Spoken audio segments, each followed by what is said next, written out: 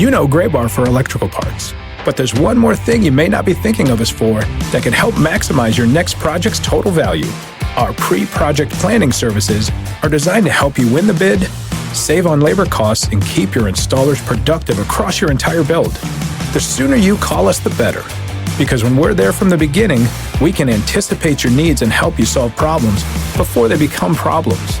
Yep, Gray Bar does that.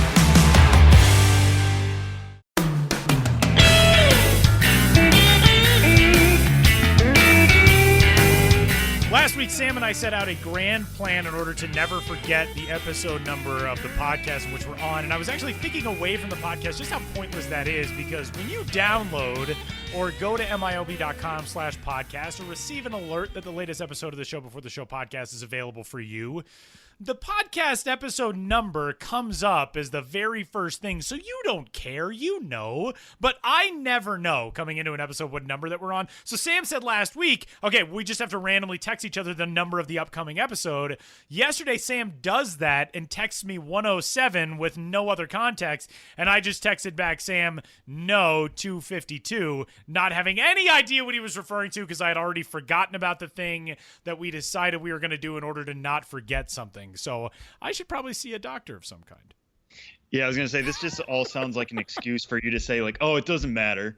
No. Like, I obviously forgot this thing we said we would agree to do, but no, it doesn't matter now. No, if anything, it makes me more concerned for my mental health, which I feel like has been gradually slipping over the last few years anyway. But I'm 31, and I have like the short-term memory of someone who was born in the mid-17th century right now. To be fair, when I listened back to last week's episode, I said I would do it like on Saturday afternoon, and I forgot to do it then, so I just randomly did it yesterday. Oh, that was totally it. It was just a different day. I'm sure I was your expecting mind it on been in the right Saturday. space.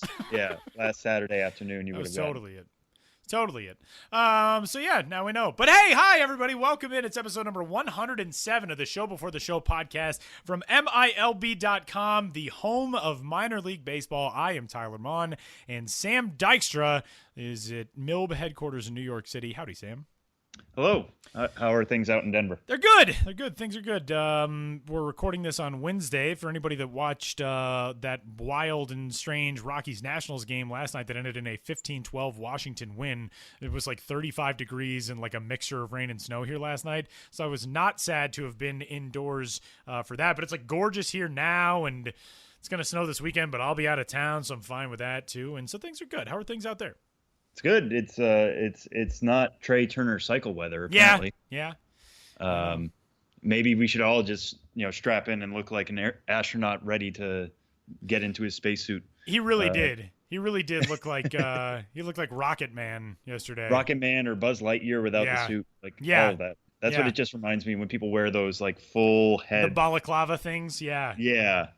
They're pretty cool though. No, I mean, if you can pull it off, that's all well and good. Maybe it's the cold New Englander in me that's just like, I don't understand why you don't need that. You don't need that. Lame. Yeah, here I am talking about baseball instead of playing baseball and hitting for the cycle. So who am I to say? Hey, you can find the Show Before the Show podcast at milb.com/podcast, and you can search for us, the Minor League Baseball Podcast, on iTunes, on the Stitcher app, and wherever else you get your podcasts. And while you're there, give us a rating and a review and a subscription. Leave us some comments. Send us your questions, your thoughts, your concerns. Podcast at milb.com. We actually got a comment on the iTunes feed about a desire for us to talk about some more Angels prospects. So we've got a topic coming up about an Angels prospect today. We'll discuss that, and we'll continue to listen to any and all things that you guys would like to hear on the podcast. Let us know. So with that, we'll dive in. 3 strikes is what we start off every episode with. And this week, we got some very exciting prospect developments in the National League West to talk about, as the San Francisco Giants and the Los Angeles Dodgers each called up top prospects from their organizations. Cody Bellinger has joined the big league roster for the Dodgers, and Christian Arroyo has joined the big league roster for the Giants, and coincidentally enough, playing against each other after their promotions, which is really cool. But this has been a fun week for to watch those two guys get called to the big leagues. The stories that sort of surrounded them were very fun.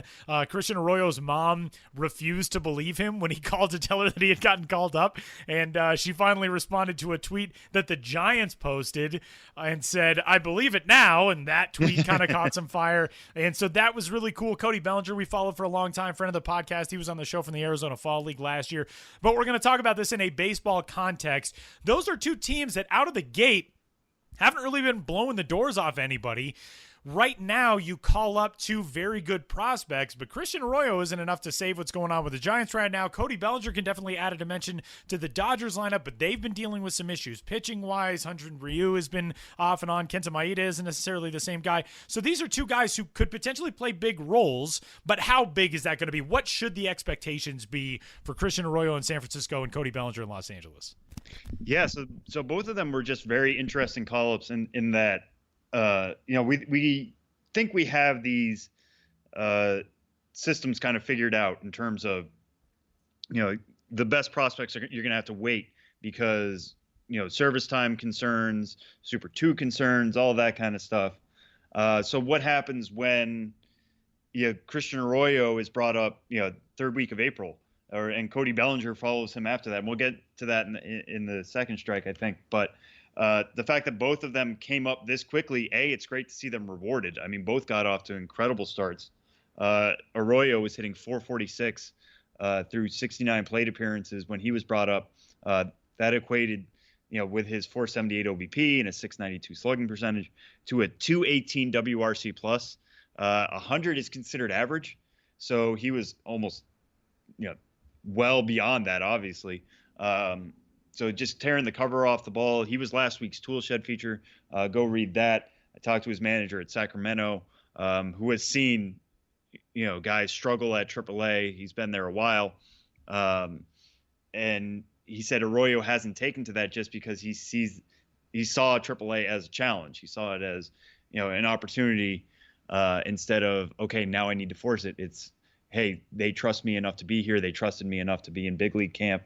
So he's taken that and run with it, forced his way to the major league roster. I initially thought this was just going to be a replacement for Brandon Crawford, who we expect to be on the bereavement list this week as he attends the funeral of a family member. But it didn't quite play out that way. Arroyo has started at third base. They've moved Eduardo Nunez to left field. If the Giants have had a problem so far this year, it is in left field, trying to find some consistency in that position. They sit 7 games out right now in the NL West, 7 games behind the Rockies, who are a little bit of a shock leader right now, leading that NL West. So, it might be, the front office looking at the situation and saying, listen, we can't get too far behind. If this kid is ready to hit right now, and by all accounts, Arroyo was ready, even if those numbers were going to be coming down pretty good over time. He wasn't going to hit 446 forever at AAA. But if he's showing that he's ready, we need to do this now. So Dodgers kind of the same way. They're 4 games out in the NL West at 10 and 11. A lot of people have them as a World Series team next to the Cubs in the NL, at least NL West winners. So for them to be falling behind this quickly, they've had some injury concerns, as Tyler mentioned, specifically in the outfield. I think Jock Peterson is going to be out for a little bit. That kind of precipitated Cody Bellinger coming up. Bellinger, not as spectacular numbers as Arroyo, but he's certainly been hitting for power. 343 average, 429 OBP, 627 slugging percentage, 5 homers in his first 18 games back at AAA Oklahoma City. We know he's a really, really good defensive first baseman. I've heard people say he could be a Gold Glover there. That's where his highest ceiling is in terms of defense. But he's athletic enough to play the outfield. He's actually played center field in the past. I think he's gotten at least 1 game there this year at AAA. They played him in left field for his major league debut. Funny enough, his first game in left field this year came the night before with OKC. So again, Bellinger's probably one of the best bats in that entire organization right now, minors or majors. If the Dodgers are worried about falling behind, get his bat there now. They'll figure out, service time later. Maybe he ends up going down once everybody's healthy. I feel like that's not going to be the case with these guys. It kind of Craig Goldstein of Baseball Prospectus made this reference before I did, so I want to make sure he gets credit. But it's a little reminiscent of Nomar Mazara last year. Yeah. He came up with the Rangers on April 10th. We all thought that was super early for him. I think at the time he was only 21. No, he hadn't even turned 21 yet. He was 20. So that seemed early, but okay, they bring him up for a little bit because they have a need. They'll send him back down to kind of play with the service time. He never ended up going back down. He stuck with the team because he was that good. Bellinger and Arroyo have that potential. Bellinger is certainly much more than Arroyo. I wouldn't be surprised if Arroyo, reverts back to his AA form, when he was hitting just 274 last year with a 373 slugging at AA Richmond. Part of that was playing in Richmond, but he, by all means, had grown a lot this year. Throwing a guy into the major league blender, he could fall back into those habits against really tough pitchers. I mean, he went against Clayton Kershaw in his second game, got a hit against him, but he's going to be facing more guys like that as the season goes on. So, I think this is a case where two teams that we expected to be good have not been good, and they looked at their roster and said, we need to improve. We have the internal improvements, so let's make them now. We'll worry about them later. Part of that might be they're both, fairly large market clubs. LA certainly, San Francisco kind of part of that next tier. But if they're worried about arbitration or if they're worried about free agent years, they'd much rather win now, and they can figure out the money later.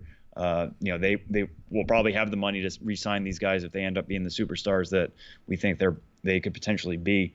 But yeah, it's exciting to see guys rewarded in this way so early. Yeah, I mean, I think that pretty well covers all of it. From an on-field standpoint thing, I mean, I think Cody Bellinger, the one thing that will stand out probably pretty early is the strikeout rate. He struck out a good amount at AAA, and we've seen over the last few seasons. The guy who really comes to mind in that regard for me is Javier Baez. When Baez came up, he struck out all the time at the major league level. And a guy who, has some holes, and he's a big swinger, and so that's going to happen. But with Cody Bellinger, like with Javier Baez, there's so many things in his game that add value to the point where you're not even really going to think about that eventually, when those numbers come back down to earth, you're just going to see what a multifaceted and extraordinarily talented player Cody Bellinger is.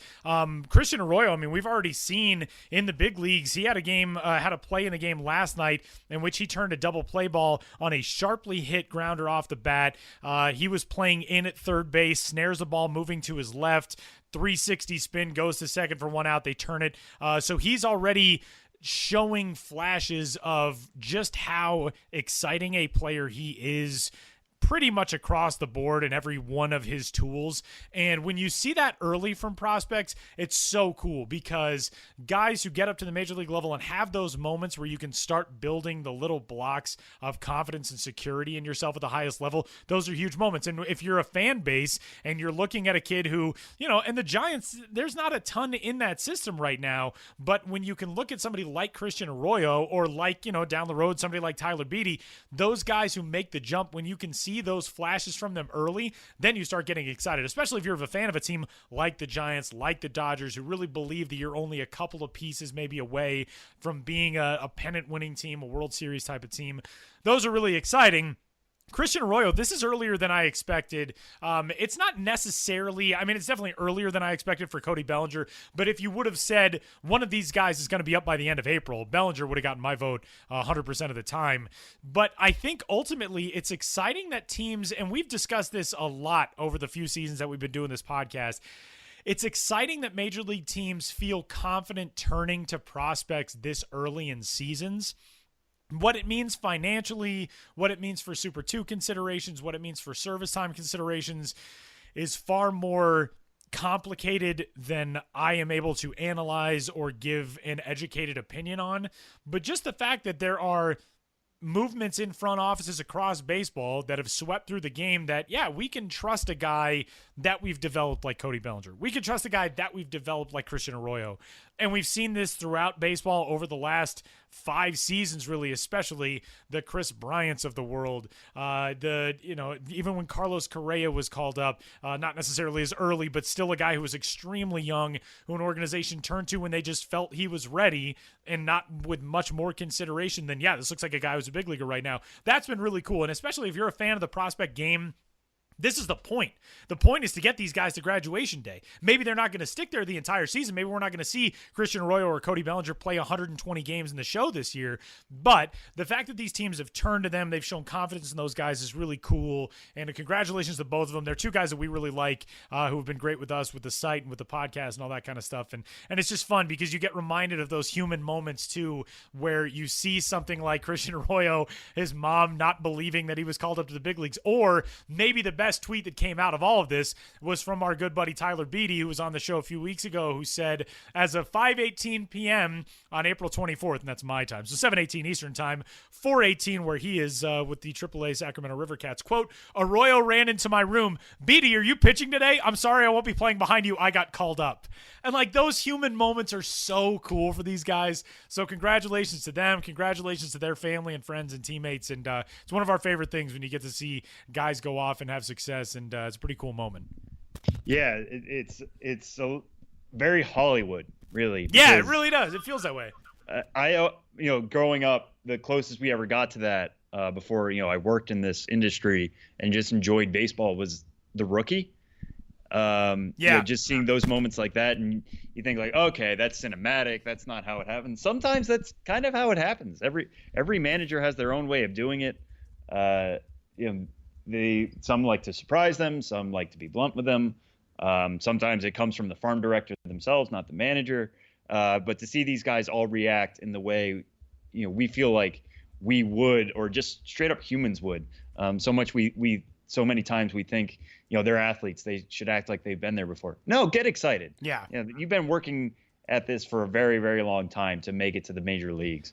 I saw a tweet. We should get this in there at some point in the three strikes, so we might as well slip it in here.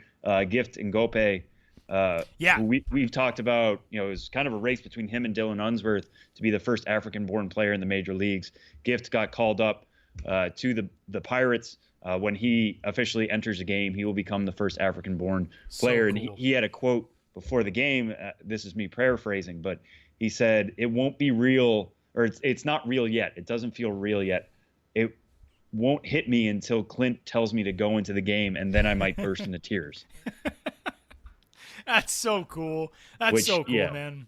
Yeah. So always keep things in perspective, and the reactions of these guys has just been a lot of fun to watch. Yeah, it's very rare that you get to see people accomplish their life's dreams, and you get to watch that on national television.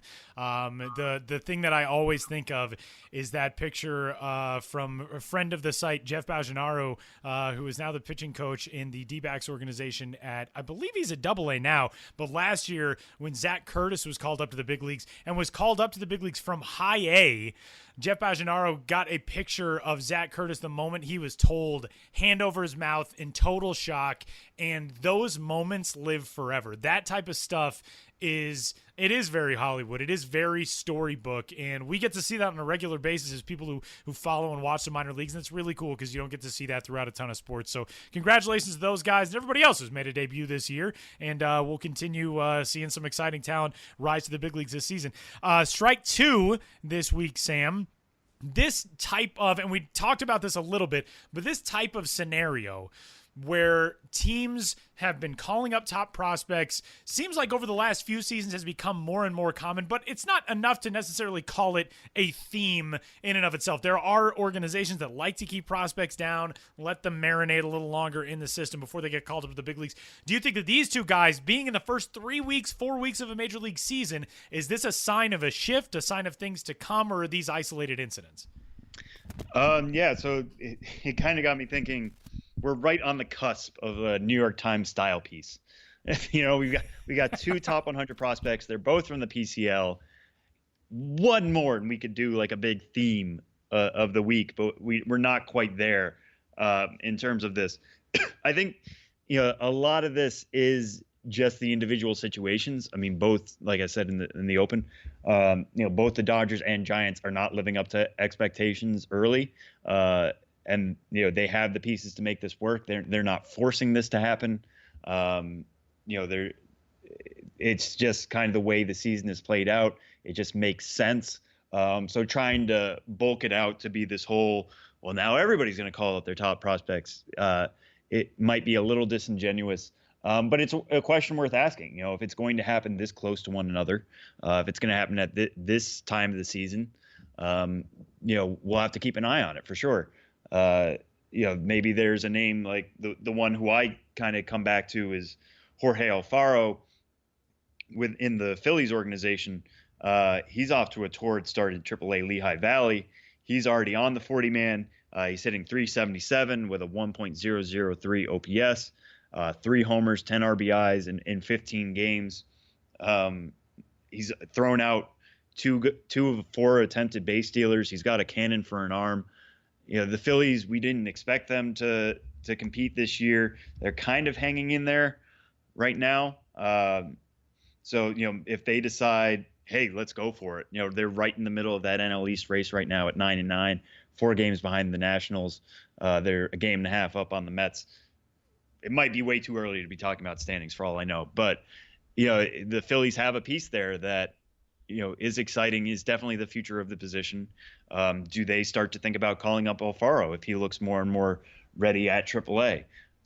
I don't know. I don't know if this is an industry thing or if they're going to let him marinate, because they are definitely in rebuild mode as opposed to, the Dodgers and the Giants. So, we'll have to keep an eye on it. I don't have a definitive answer for any. It's not like some big contract thing opened up this week and allowed everybody to call up their top prospects and not have to worry about service time or anything. But if we start to see more at the end of this week going into next week, maybe that'll be a thing for sure.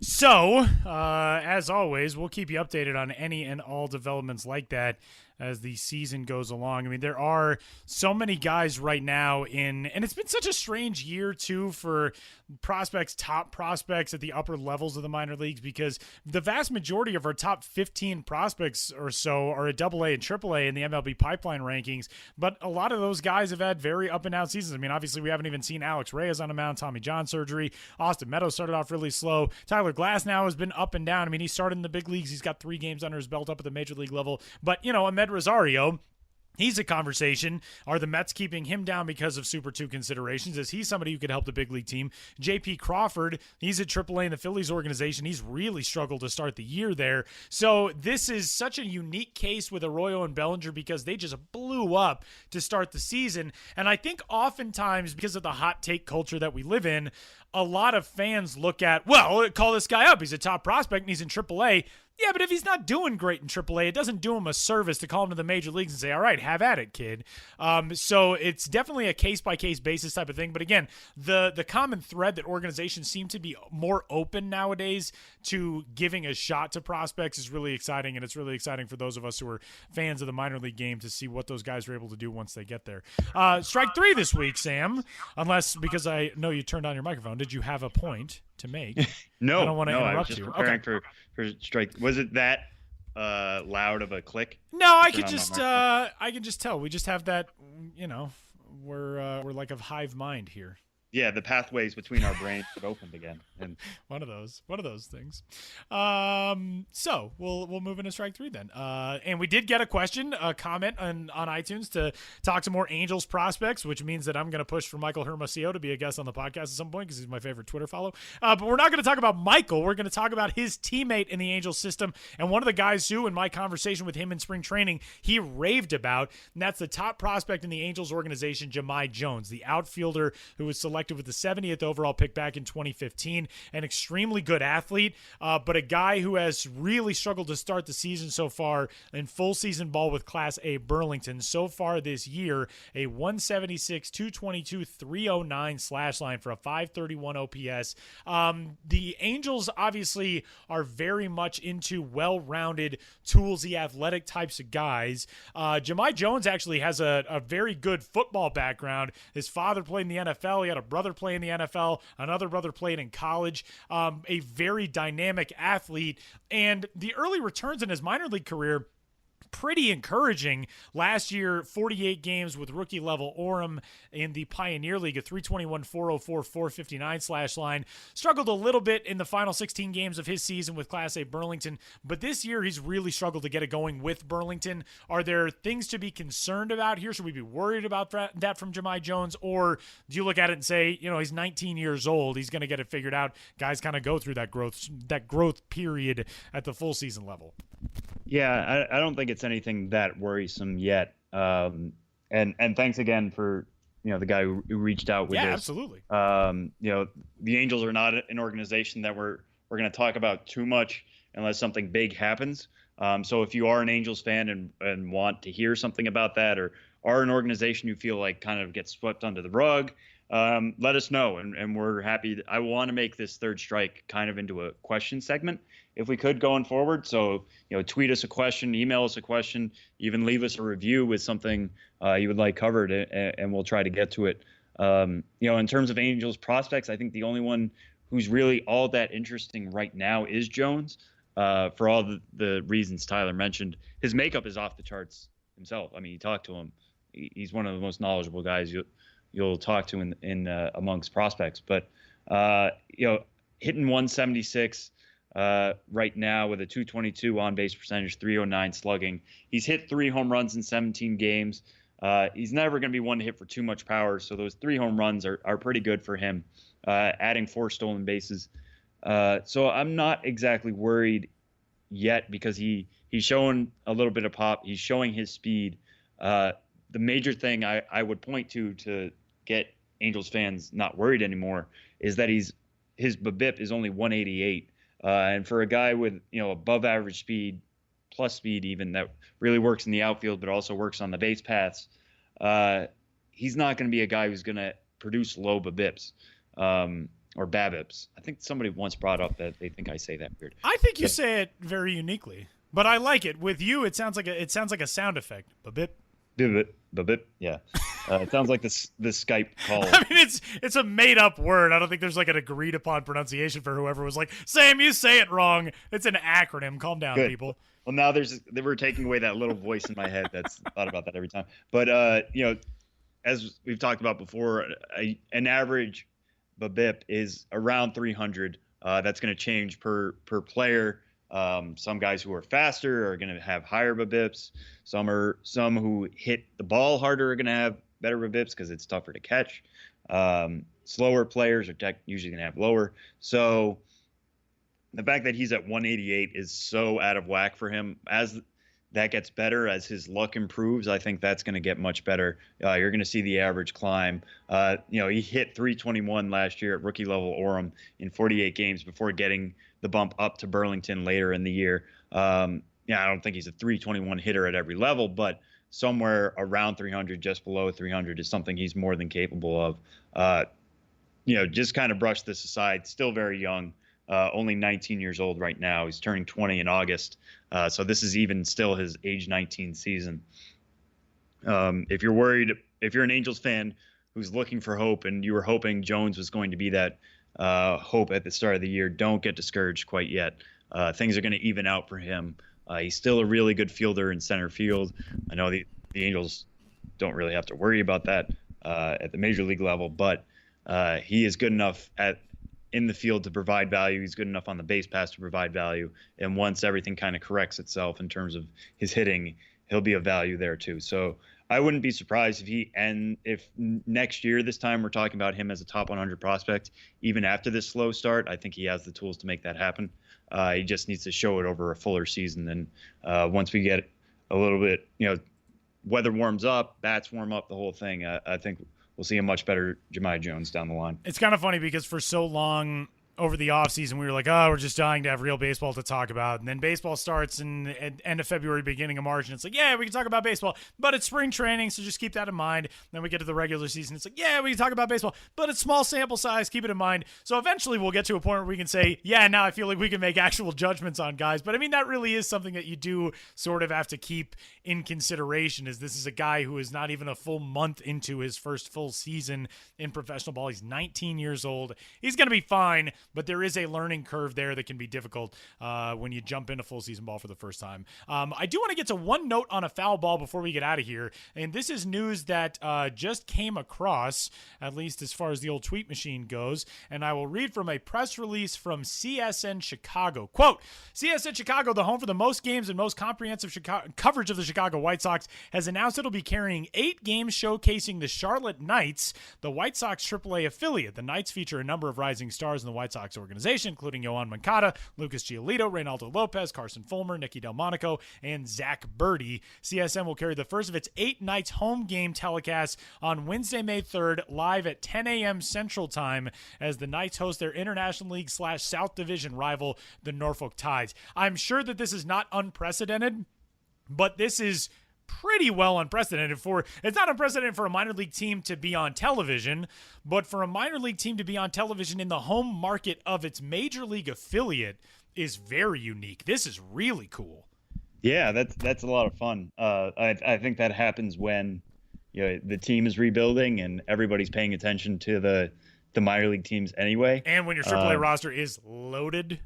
Yeah, I'm sure with the White Sox writers, when a lot of the questions they're getting are, is Moncada ready yet? Is Moncada ready yet? Now they can kind of show them. Turn on the TV. You can watch for yourself. Judge for yourselves. I mean, you can do this anyways. We should always say this. You can do this anyways with an MILB.TV subscription.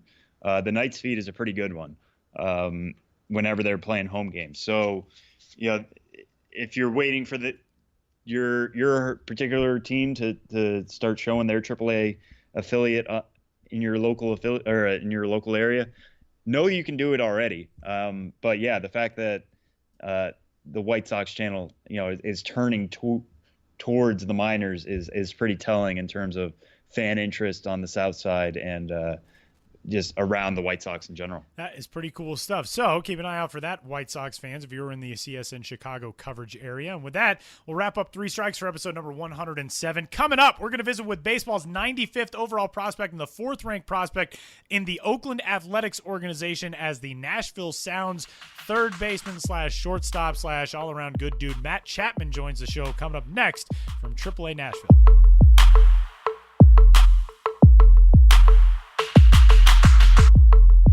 And we are headed to the Oakland Athletics organization where we find the 4th-ranked prospect in the A's system, Matt Chapman, who is a member of the AAA Nashville Sounds in the 2017 campaign. And back home in Nashville is the third baseman and the Sounds after a road trip most recently through Colorado Springs. Matt, what's going on? Not much, guys. Just got home from our road trip and enjoying the rest of my off day and getting ready to start a homestand tomorrow.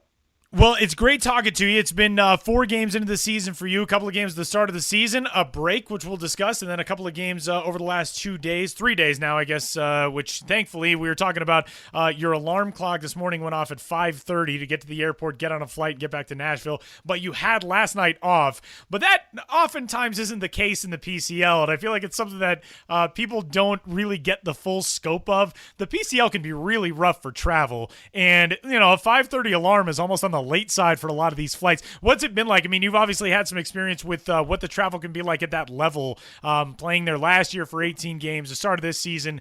It's not the most glamorous at times in the PCL. Is that safe to say? Definitely not.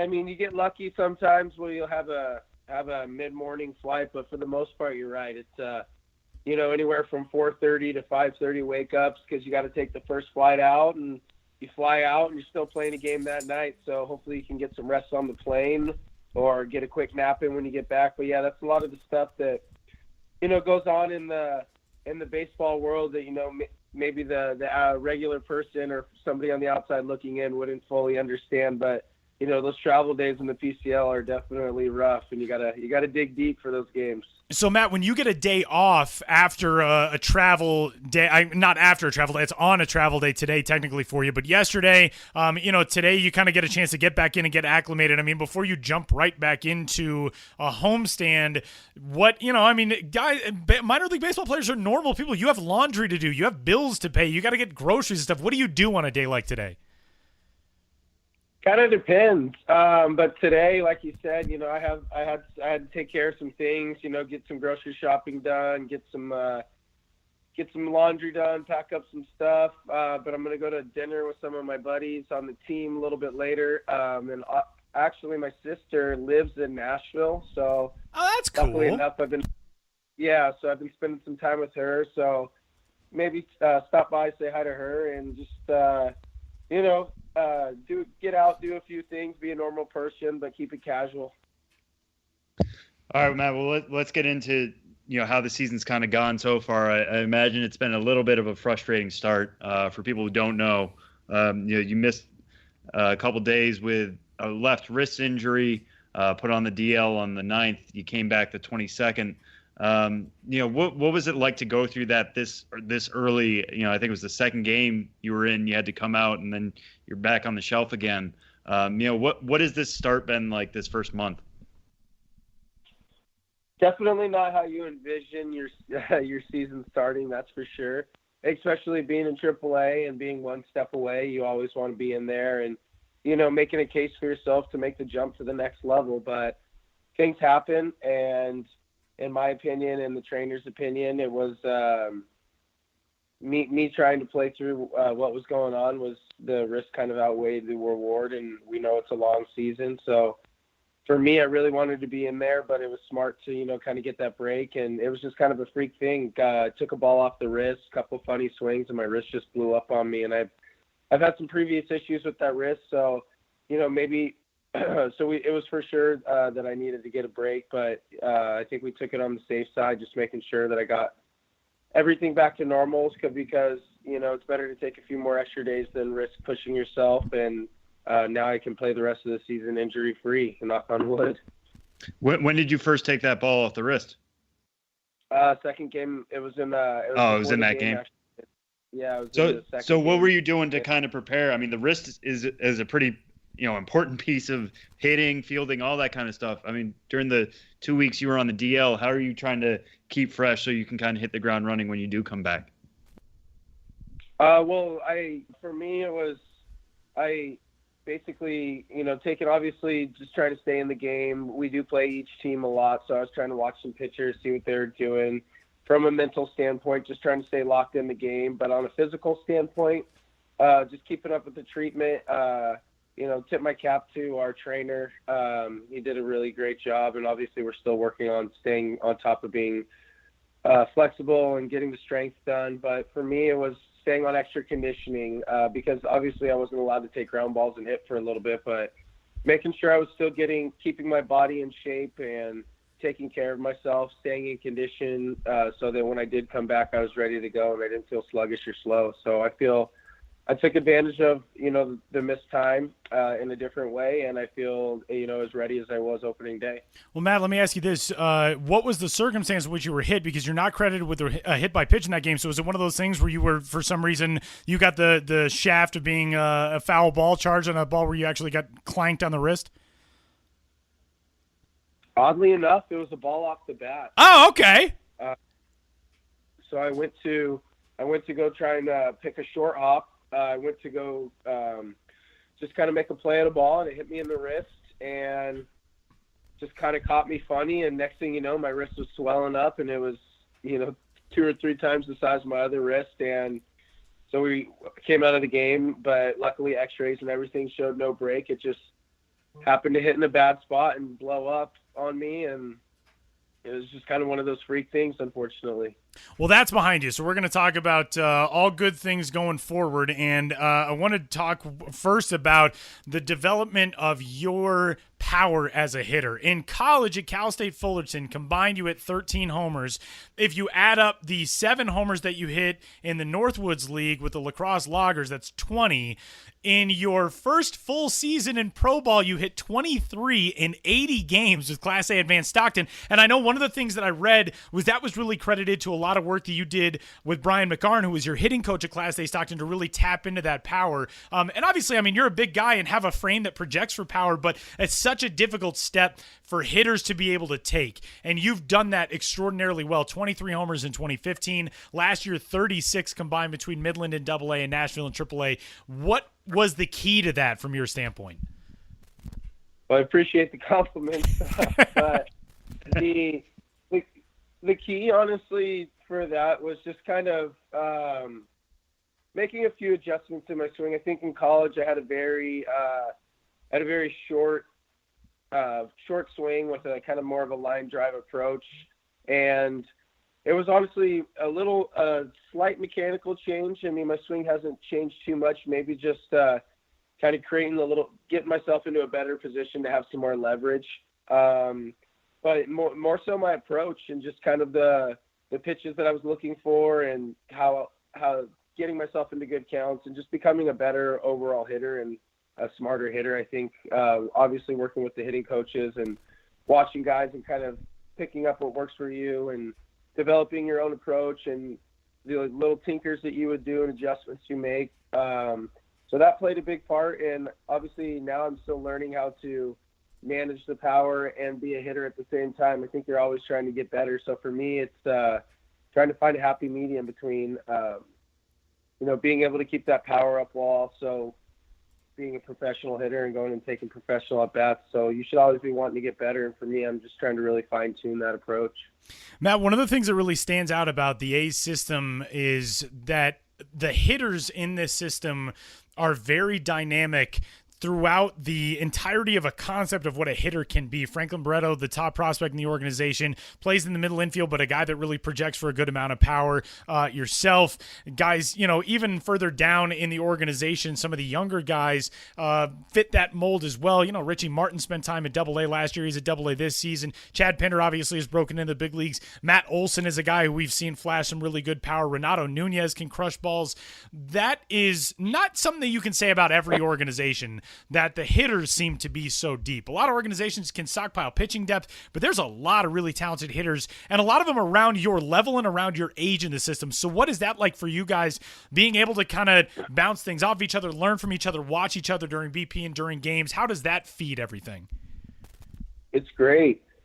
It's definitely great. You hit it on the head. We definitely have a bunch of good players in our organization throughout all three of those levels, and just it's nice to be around guys that, especially a lot of those guys that a lot of them are right-handed hitters, or a lot of them do a lot of things well. So I think it's definitely nice to have some guys that you feel like you can compare yourself to, or that you can relate to, that you can bounce things off. Like you said, it's nice to watch guys take at bats and pick guys' brains and learn from them. And maybe that was what was so nice about spring training, was being able to be around a lot of those guys and also be around a lot of the big league guys and just try and pick their brains, because it's a very hard game, and the more and more you play it, obviously the more you learn, but you never have this game figured out. So the more you can learn and try and pick each other's brains, it definitely helps. And being able to pick guys' brains that have success and are good players, it just makes it that much easier. Well, I guess let's take that one step further then. What's a piece of advice that you've gotten from, somebody around your age or somebody in that group that, you think has kind of changed your game these last, couple of years of pro ball? For me, a big thing that I would say is, I was kind of picking Max Schrock's brain, actually. Does that name ring a bell for you? Yes. Oh, of course. Yeah. Okay. Because, just in the brief time I spent with him in spring training, you could already tell that the kid can just flat out hit. He's a great player. For me, I was kind of just trying to pick his brain and see what his approach was with two strikes, and, some of the things he was trying to do when he was trying to battle. Because obviously for me, I'm trying to work on, my two-strike approach maybe a little bit, or just trying to see what guys are doing. And for me, he was telling me that his two-strike approach, he kind of, obviously the generic thing would be to shorten up and widen out and choke up. But for him, he was telling me that he basically just eliminates the inside half of the plate, and all he tries to do is he kind of takes his legs out of it a bit and just uses his hands and tries to hit. He says he tries to hit a ground ball as hard as he can at the shortstop. So for me, it would be hit a ground ball at the second baseman. But obviously that's a little bit seems pretty generic, and you can't just go up there and try and do that. But just trying to pick guys' brains like that and see their two-strike approaches or what they try and do. Because for me, I have my approach pretty much set, but it was nice to hear something like that and see what somebody that has a pretty good contact rate, see what he does. Yeah, I'm glad you actually brought that up because I wanted to bring up myself. Tyler talked about your power, 36 homers last year. You also struck out 173 times, and there are some players in this game where you're going to take the strikeouts if it comes with the power, and you're kind of turning into one of those players. Have the A's expressed to you any desire to kind of cut down on those strikeout numbers, or do they know it's going to play? The approach you have, it's worked out on your way up the chain, and they're just going to kind of leave it the way it is? They haven't really talked to me too much about that. They kind of let you go out and do your thing. I mean, I haven't really had too much conversation with them about that. I think that that is something obviously that they would like to see me cut back on, and just because you cut back on that, the more balls you put in play, the more opportunity you have to ultimately just have more success. I mean, from anything, whether it be hits, power, runs, but for me personally, regardless of what they think, that's something that I want to clean up on my own. That's something that I definitely want to work on and eliminate from my game. I mean, obviously they're going to happen. There's a right way to do it. And I think last year I learned that a lot of those times that it wasn't necessarily me getting beat. It was more so me beating myself. So I think the strikeouts are going to happen, but if I can eliminate the amount of times that I chase or that I get myself out, those things, I think it's going to kind of take care of itself. Because for me, a lot of my home runs did come with 2 strikes. So it's kind of teetering that line of, do you want to sacrifice, like you said, the power for the strikeouts? But I think that there can be a happy medium, and that's definitely one of the biggest things in my game that I want to work on, just ultimately to be a better hitter, because I feel personally that I have the ability to have that power and also put up a higher batting average and be a more well-rounded hitter. All right. Well, we've talked a lot about offense and power, but anybody who's read a scouting report on you, I think the highest grades you get are normally for your defensive work at third. The A's even tried you out a little bit at shortstop last year. To you, how do you think you've kind of grown as a defensive third baseman, and how do you kind of define what is a good defensive third baseman, or what you're trying to work towards becoming? I think that the defensive part of my game kind of obviously comes a little bit more natural. Defense is a little bit more of a natural position, just kind of growing up as a kid and just playing baseball, or whether in high school, college, all that, you do so much work. And I think that luckily I was blessed to get some good hands, but just all the work that I put in, I think, in college is really where I elevated my defensive game and learned how to some good things. And I give a lot of credit to Ron Washington too. Last year made a few adjustments with me, but defensively at third base, the biggest thing is just positioning, because the ball comes at you so fast that what gives you the most range would be your positioning and just kind of anticipating. It's such a quick reaction. Obviously, somebody with better reactions will have a better opportunity at third base, but if you can anticipate what pitch is going to be thrown, or get told what pitch is going to be thrown from your shortstop, or put yourself in a good position, you're ultimately that's when it's going to give you the most success at third base. It's such a unique position in that way. Matt, a product of one of the baseball powers in collegiate baseball, Cal State Fullerton, and I read something about Cal State Fullerton that sort of blew my mind, which is since beginning D1 play in 1975, the Titans have never had a losing season, which is absurd. But Matt, tell us about what it's like, because college baseball programs and the dominant college baseball programs, I feel like in a lot of cases kind of run under the radar compared to Alabama football or Duke Duke basketball or whatever it is, because in college baseball, it's really difficult to build a program and sustain it for so long because you're going to be losing athletes earlier in a lot more cases than what you necessarily would be in football and baseball and that type of thing. But for you to have gone to a program like Cal State Fullerton, to learn what you did there as a collegiate athlete and then be able to jump into pro ball and be so successful, just take us back through your time there and how that prepared you for pro ball. Cal State Fullerton definitely prepares everybody for pro ball, in my opinion. I think that one of the biggest things you learn there, first off, is how to conduct yourself coming in as a freshman. If you come in as a freshman and you think you have it all figured out or you know it all, you're going to get humbled very quickly. I think that was something that was really good at Fullerton was you learn how to be part of a team, and you learn how to do things the right way, and you know how to earn your respect. And I think that is something that helps you out in pro ball a lot. Obviously, on the baseball field, I don't think that there's a school that you can get a better baseball education from, just from, you know, the fundamentals, whether it be base running, what to do in certain situations. And you better be tough if you're going to play baseball there, I'll tell you that. You know, our coach, I definitely give a lot of credit to him. He definitely challenges you and puts a lot of pressure on you, or he definitely challenges you and tries to get under your skin and tries to, you know, bring the best out of you. So if you can get through that program, you can get through pro ball, I'll tell you that.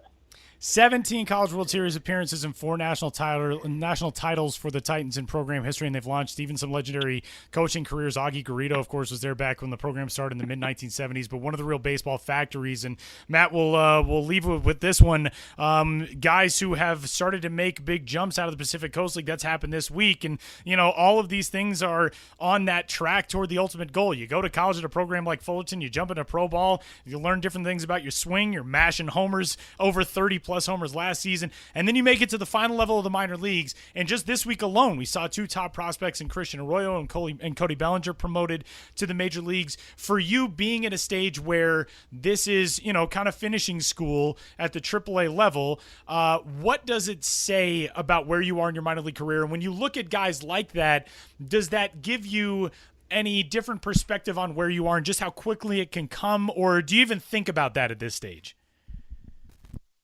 And it's definitely hard not to think about things like that sometimes. But for me personally, I mean, definitely excited for Christian Arroyo and Cody Bellinger. I think I've played against both of those kids for the last 2 years, and I mean, both of those guys are studs, and it's well deserved. For me personally, I know that when the time comes, I will be ready, and when the time comes, I think it'll be the right time for me.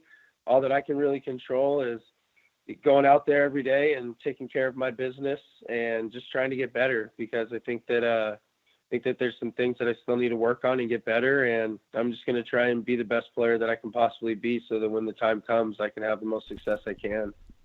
He is Matt Chapman, the 4th-ranked prospect in the Oakland A's organization, number 95 in the top 100 according to MLB Pipeline, and a member of the AAA Nashville Sounds, and now healthy and back on the field and enjoying the back end of a rare back-to-back off day in the PCL. Rained out yesterday and an off day today, so go enjoy it, because there's a good chance it doesn't happen for the rest of the year except for the All-Star break. So make the most of it, Matt. We can't thank you enough for the time, man. Best of luck. I appreciate it. Thanks for having me.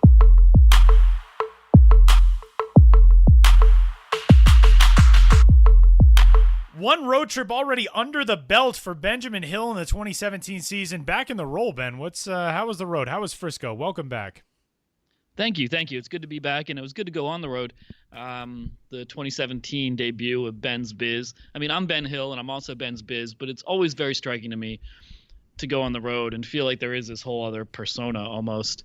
And it was great. I was in Frisco. This was a rare trip where I just visited one team. As I've mentioned before, the Frisco Rough Riders were the only team in the Texas League in all of Texas I'd yet to visit. That stadium's undergone a lot of improvements and innovations in general throughout the front office over the last couple of years. So it became imperative that I visit, and I kicked things off April 20th, April 21st in Frisco, and got posts on the blog about it now. And much more to come, including some video content, which is fairly unprecedented here in the world of Ben's Biz. Well, we got to ask you about the thing that everybody wants to know about in Frisco. I mean, two titans of the minor league baseball world collided on the business side when Benjamin Hill got to hang out in the lazy river in Frisco. What was it like? Right. Wait. So who's the Titan I collided with? Well, you and just the concept of the lazy river is a Titan. I'm always colliding with concepts, clashing more so with than actual people. The Titans. I'm class of the conceptual Titans. That's me for sure. I rode the lazy river. I did the Choctaw lazy river to be exact. Choctaw being the name of a local Indian tribe / Indian tribe owned local casino. So I the first time I saw the lazy river in person, I've seen photos, I've written about it. I think my first thought was it's a little smaller than I thought because it has gotten so much hype. And I think I maybe blew it up in my mind to some just absolute extravaganza. But then later in the evening, around the 6th or 7th inning, I went over there, interviewed some people, did a video segment, kind of interviewing veteran riders on what to expect. And then finally I got in the water. And once I'm in the water, and it's a lazy river, so the current's not very strong. It's heated, so it feels perfect. And it took a long time to do a lap. And the more it went on, the more it did start to feel bigger and bigger, not just in my mind, but in reality. And it's just in right field, and it kind of goes to right center and back, correct? Right. Okay. Because initially, like when they first threw the idea out, it was like, they're going to have a lazy river, the whole outfield. And I was like, that sounds amazing. And then when they unveiled the design and stuff, it's still very, very cool, but it's not, you didn't traverse the whole field. You kind of go out to right center and then you curl your way back. Right. It'd be great if it was the entire 360-degree concourse and you'd slowly float around the entire stadium. Somebody needs to do that in the next ballpark that opens. It'll happen. But yeah, it's just like you said, you get on your tube or just jump in on the right-hand side, close to the foul line in right field, and it goes well into center field, not quite to dead center, obviously. But it's a long, lazy ride. I was there on Thursday night when I got in the water. That's one of the rare nights when it's open. Thirsty Thursdays is one of the rare nights when it's open to the public. You have to buy a separate ticket, but it's not a group area. It's kind of tied in with the Thirsty Thursday, more group hangout promotion. And it being an early season game, it wasn't packed, but it was a youthful crowd, and not even so youthful in a lot of cases. I don't think a lot of the crowd could even drink yet and take advantage of Thirsty Thursday, but a lot of teens, college students. I interviewed a bunch of frat guys in the water who were there on a kind of outing through their frat. And it was a good night, and they keep it open. It was a long game. It almost went 4 hours and went extra innings, and they kept it open throughout. And so it just provides some really cool views and added value to the ballpark experience. If showing up in a bathing suit and riding along on a lazy river during a baseball game sounds appealing to you, and I think it should sound appealing. I mean, I'm not going to tell you or anyone what should sound appealing, but once I got in the water, I realized this is something I actually like, not just some internet thing that is cool in theory, but you're never going to do. And, kudos to them for coming through on a pretty high concept ballpark improvement. And there's two things I want to touch on. First, you said you talked to veteran riders. Are there already people who do this every week or every night or something? And by veteran riders, I mean anyone who'd been in before. Okay, all right. I didn't know if there were clubs of people, lazy, river rider clubs. Not quite. I wouldn't be surprised if down the line. I just talked to I interviewed a lifeguard, and this will all be out on a video by the early next week. But I interviewed a lifeguard, and I said, "How many lives have you guarded?" And he said 3 or 4. And I just thought that was a very bizarre answer. I mean, aren't you guarding? Wouldn't you know? But aren't you guarding all the lives that ever? That's true. Yeah. That's true. Yeah, I think he had just really focused on 3 or 4 lives that he was making sure to guard, but maybe needs to expand his approach to guard all lives. But he was a good lifeguard. I'm not knocking him at all. Well, my other thing was what outside of just the lazy river. I mean, we talked about this when you got back, but how does Frisco kind of play into this idea we kind of have of Texas, we have of Dallas? Everything is big around there. I mean, what was the concourse like? What was the stadium like? How did it kind of fit into that? Is it like an urban environment or more suburban environment? I mean, what is Frisco itself like? It's suburban, but in that only in Texas style feeling. It's part of the Dallas-Fort Worth Metroplex. And the stadium's been there since 2003, but the area surrounding it is developing rapidly. A lot of new apartment complexes. Frisco itself blew me away when I kind of learned some more facts about it, that you don't have to go back that far. About 30 years ago, there were approximately 3,000 people in Frisco. And right now, there's about 160,000 people in Frisco. They're right near the ballpark. There's the Dr. Pepper Arena, which is the Minnesota Stars. I think it would be the Dallas Stars. The Dallas Stars practice facility. They have concerts there. They have a NBA D-League team. They have a minor league hockey team there. In close proximity is a gigantic IKEA. In the immediate area, there's a new Toyota North American headquarters being built.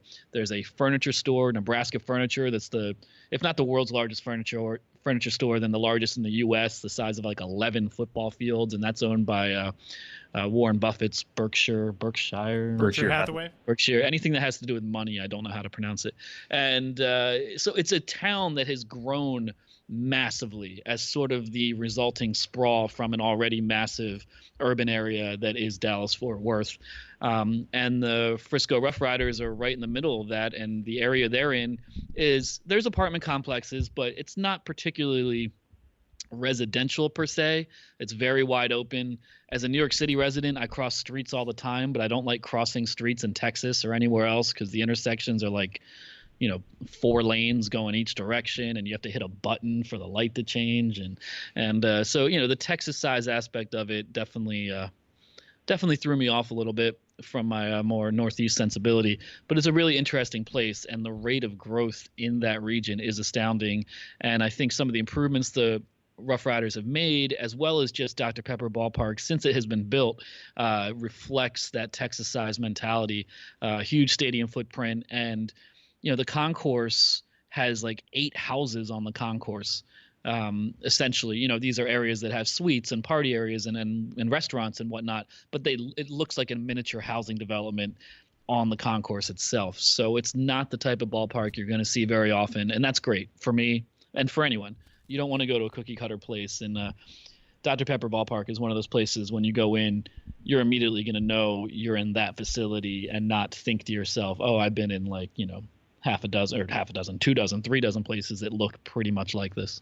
All kinds of stuff on the blog from Frisco and more coming. It's bensbiz.mlblogs.com, and we'll pivot away to that with a very interesting story that came out of the Southern League, the border league of the Texas League in AA, and a very unlikely guy for this story to be about. It's a fascinating story in and of itself, but I feel like the person that it's about, you never would have picked to be the subject of a story like this. But Sal Fasano, former Major League catcher, arguably the most legendary mustache of the last, I'll say, half century in Major League Baseball, now the manager of the AA Mobile Bay Bears, has a style with his lineup cards that is extraordinarily unique. Ben, explain. Right. Well, I wouldn't say extraordinarily unique, because in talking to Sal, there are others that do it. That's true. Yes. But his just seems so much Way to better. stick to your guns, man. Yeah. Well, I'm just saying, because I've seen there's Major League coaches that have done it, and it's caught a little bit of notoriety. Jerry Narin, I know, was one that people really glommed onto. But Sal Fasano's is like a different world. Like Sal Fasano, I feel like in his off time he works at like a Renaissance festival. Right. I guess we should explain what he does. Right. And I'm sorry to contradict you and get you all riled up. I tell your heart rate is all like fast right now. I'm sorry about that. It's the only way it goes for me. Right.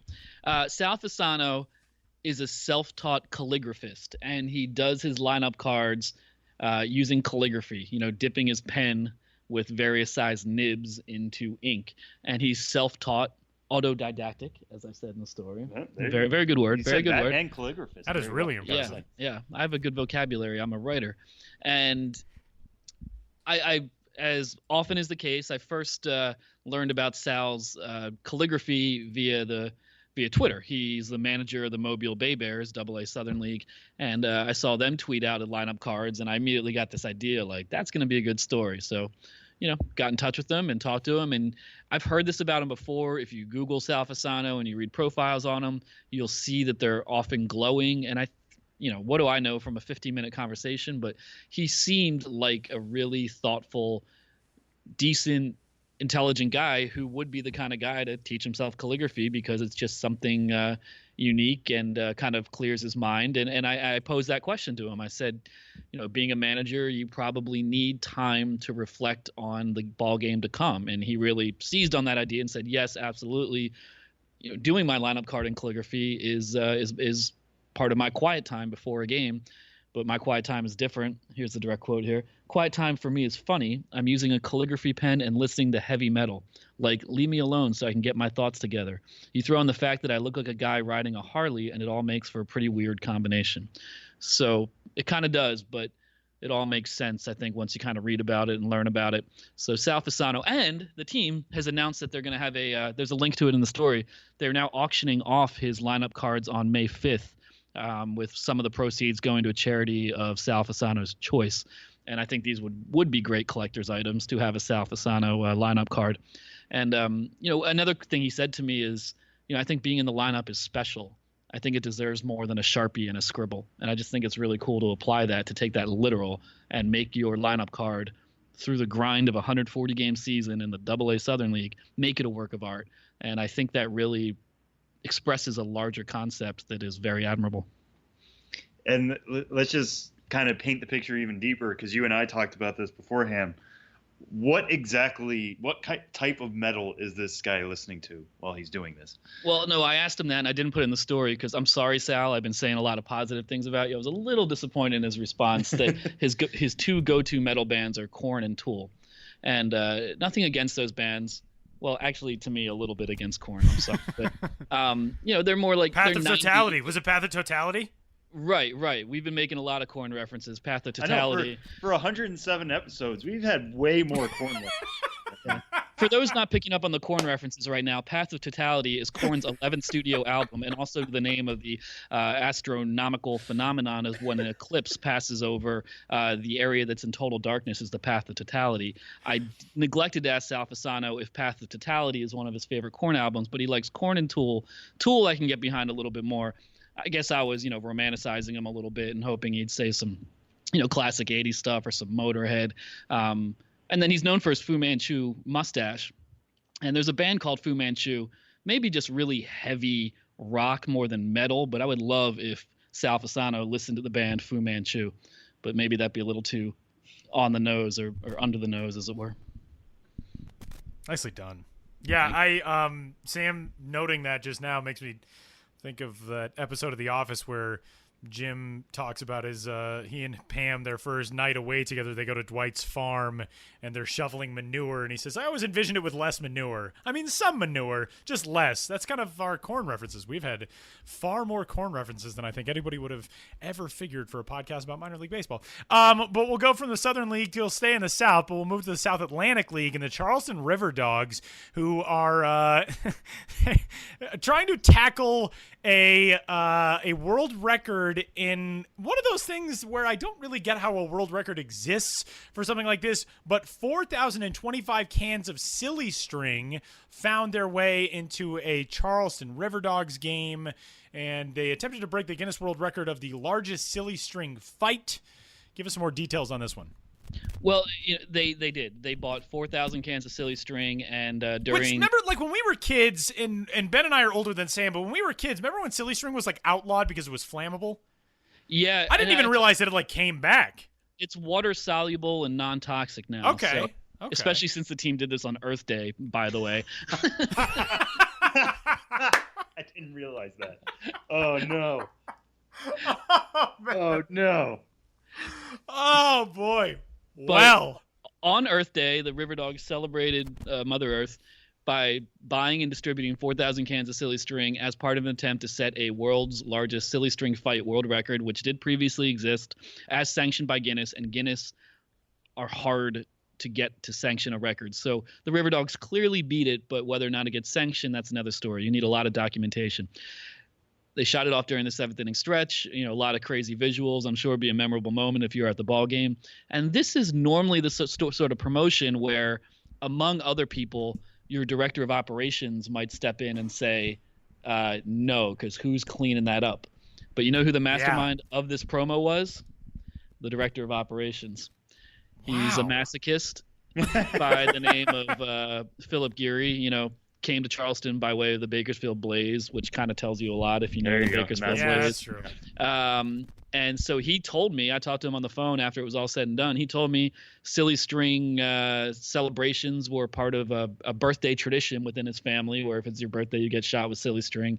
So that got him, on a train of thought that led to doing this, a world record.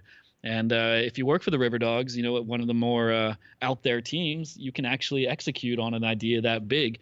And he said he stayed up, his cleaning crew stayed with him until midnight, and then he stayed up until 6 a.m.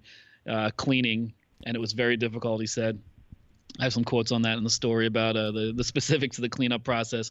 But he eventually had to do it himself all the way till 6:30 in the morning, take a 2-hour nap, get up the next morning, and keep doing it. And then they had a Citadel University baseball game at noon the next day. Oh, my So goodness. there was a time crunch. It sounds miserable, but he doesn't regret it because he wouldn't have done it in the first place if he didn't want to do it and, didn't want to give himself that challenge. But a lot of the times we talk about promos on this podcast, and I say a variation of, other teams will pick up on this idea. Other teams will steal this idea. I don't think this idea is going to be stolen. That is true. And Tyler, you've been around a lot of minor league teams as well. Can you imagine, from a groundskeeping, director of operations, No. just a general manager saying yes or no? No. The fact that it's so bizarro world that it was the operations guy that came up with this. I mean, that to me is the most baffling. That's like a sales staff being like, why don't we just give tickets away for the rest of the year? Seems like a smart idea. That's like the most. My favorite quote in this, though, is he says, quote, when the silly string hits the floor, it looks like a Jackson Pollock painting. So I think next time we do it again with 8,000 cans and don't clean it up, then we'll go from playing at Joseph P. Riley Jr. Ballpark, which they call the Joe, to Jackson Ballpark. We can call it the Jack. Like, he's already got this all thought out. Well, there you go. Then there you go. They can play AC/DC's classic song, The Mind-boggling. Jack, over the PA, and maybe Sal Fasano will give that his thumbs up in the heavy music category. And have specialty uniforms that are just splotches that apparently make sense about the maturity of human beings, but High really society. are just splotchy. Yeah, Sam, you sound so cynical, man. You got to step back and see it and for what take it in is. the Pollock. It's like 107 episodes of being on this podcast with me has finally rubbed off on you, Sam. Oh no, I just haven't Nothing had a but chance to cynicism. share my Jackson Pollock feelings, and now that the moment has arrived, I'm seizing it. Sam is all over it. Ben, what else is coming up this week in promo preview? Sam and I were going through it. Well, I wrote it, but Sam and I were going through it earlier today, and I don't think it's a very exciting week. I wrote about the Portland Sea Dogs welcoming a soap opera star to the ballpark, and that has already been postponed. So ignore that, strike that from the record. I should change the story. Kind of cool bobblehead from the Omaha Stain Chasers. The Omaha Storm Chasers are giving away a Salvador Perez Salvi Splash bobblehead with him holding a pitcher of, well, it's non-branded, but we can assume it's Gatorade or something, or maybe just water. Well, whatever. He's holding a water Orange, cooler yeah, an orange in water. honor of his penchant for splashing players as part of post-game celebrations. That's, I think, the coolest bobblehead of the week. But, on the whole, and you guys know this, I mean, when it's still the school year, still cold weather in a lot of places, a lot of the promo big guns are being saved for later. So, and Jim Abbott on the Saturday. Yeah, is gonna that's be really in cool. It's going to be in the Yeah. Inland Empire. Jim Abbott, famously born without a right hand, who I learned this just in writing a little blurb for the promo column, never played in the minor leagues. Really? Yeah, which is I never knew rare, that either. rare for anybody, but you'd think someone who was born without a right hand, who had that much more to overcome, would have spent Wow. some time in the minor leagues. And he didn't play in the minors until well into his career as part of like a rehab or That something. is fascinating. Yeah. Yeah, he made his major league debut in 1989 at the age of 21, having never pitched in the minors. All this is to say, the Inland Empire 66ers, playing in San Bernardino, are having a Disabilities Awareness Night, and it's DIS capital A, BILITIES. Anyway, the capital A, I think, to emphasize abilities within the disabilities and not to emphasize it through a negative term, which makes sense. But anyway, it's Disabilities Awareness Night, and they're giving away a limited supply of Jim Abbott bobbleheads, and Jim Abbott himself will throw out the first pitch and be the guest of honor. And so that's a pretty cool promo as well. Jim Abbott, big league debut at 21 years old. He did not pitch in a minor league game. That was in 1989 when he debuted. He didn't pitch in a minor league game until 1996 when he made 4 appearances with AAA Vancouver in the then California Angels organization. That blows my mind. I did not know that. But that is really cool, and it's a really cool promo there. You can catch all that and more at Promo Watch for this week at MILB.com, and Ben has all kinds of stuff up on the blog and coming to the blog. And Ben, we'll do it again next week. Thanks, buddy. Hey, thanks. Listen to Fu Manchu, The Action Is Go. Sal Fasano, if you're listening to this, listen to Fu Manchu, The Action Is Go. A really great album. Thank you.